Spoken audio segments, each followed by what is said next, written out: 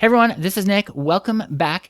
We just did a video on how to put a custom circle placeholder inside one of your slide layouts. So go back and look at that video if you don't know how to add a custom placeholder like this, an image or an icon placeholder to your slide.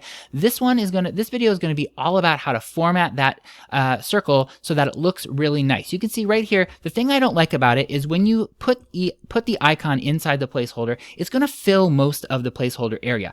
I want there to be more white space around the image here of this sort of science beaker. And actually, let's go and just change the color of that icon. I'm just going to change it to this nice blue color that we have right here.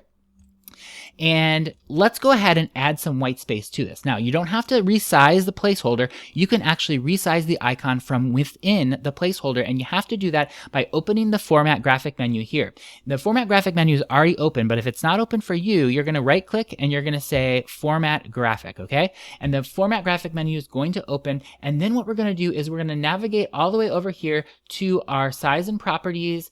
And let's go and look at the position, the text box. Actually, this is not going to be the place that we go. We're going to go over to the picture icon right here, that picture icon right there. And we're going to go under the crop menu right here. Now, the picture position is there. The crop position is there. Now, if I mess with the crop positions right here, let's see, it's 1 and 1 right now, the width and height. If I click this down, you'll see that that actually messes with the size of the placeholder. We don't want to do that. We want to look at the size of the picture within the placeholder. So the picture position, the width, I'm going to tick down 2 notches, 1, 2, just to 0.8, and the height, I'm going to say 0.2, 1, so that those are proportional. They should both be ticked down the same. And now you can see inside that placeholder, I have a really nice white space around the border. Now, there's another really cool tip that you might want to try here, and that's sort of bleeding the icon off of the edges, outside of the edges of the circle. And I don't mean that the image is going to go on, we're going to see those images. It's going to be as if it's sort of filling the placeholder that we have right here. And to do that, we have to work with the X and Y height. So we're going to go back to our Format Graphic menu, picture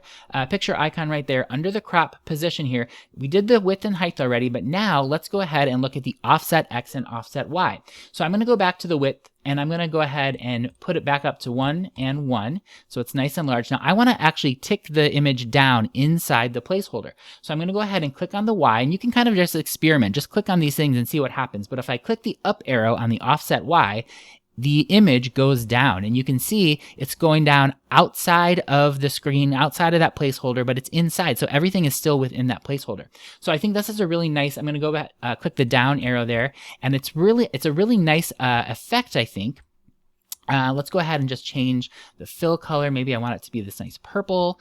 And I think that looks really nice. It kind of draws your eye outside of that placeholder. It looks really custom. It looks much nicer as an attention to detail than that original icon that we had there in the circle. So remember, 2 things. If you have these icons in a placeholder, go ahead and just edit it just a little bit so that it looks a little more professional. Either the first method, go ahead and hit those crop positions to make it a little smaller so that you have more white space within that border, or click on the offset X or Y to see if you can kind of nudge the position of the icon within those circles to make it look really, really professional there. Okay, so hope you like this tip. If you do, give it a thumbs up and make sure to hit the subscribe button and the bell next to it. You'll get notified every time I post a new video in data design, usually PowerPoint, Excel, or Word. I had a great time making this for you, and remember, you don't have to be a professional designer to look like one in the software that you already use every day like PowerPoint. Have a great day, and I'll see you next time.